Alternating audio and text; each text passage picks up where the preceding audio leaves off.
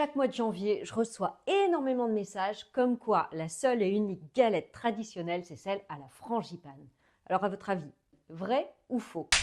Eh ben c'est faux. Si on remonte à l'Antiquité, donc au début de la galette, on tirait les rois au solstice d'hiver, donc fin décembre, et celui qui trouvait la fève était le roi du festin. Comme ça, même un esclave pouvait devenir roi pour un jour.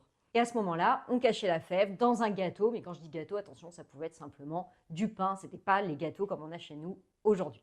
Au Moyen-Âge, l'Église récupère cette coutume païenne et la place le 6 janvier, donc jour de la fête des rois mages. Mais ce n'est qu'au XVIIIe siècle qu'on commence à utiliser de la pâte feuilletée dans la galette. Mais attention, toujours pas de frangipane. La frangipane, ça existe depuis le XVIIe siècle, mais on l'utilise dans la galette seulement depuis le XIXe siècle et seulement à Paris.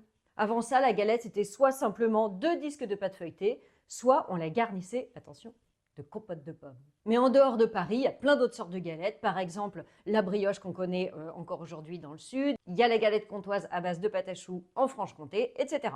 Du coup, pour ceux qui ne supportent pas qu'on parle d'autre chose que de frangipane quand on parle de galette des rois, eh bien sachez que vous ne défendez pas la tradition, mais simplement la galette parisienne qui n'existe que depuis le 19e siècle. La seule vraie tradition, ce qui fait la différence depuis toujours entre la galette des rois et les autres gâteaux, c'est la fève.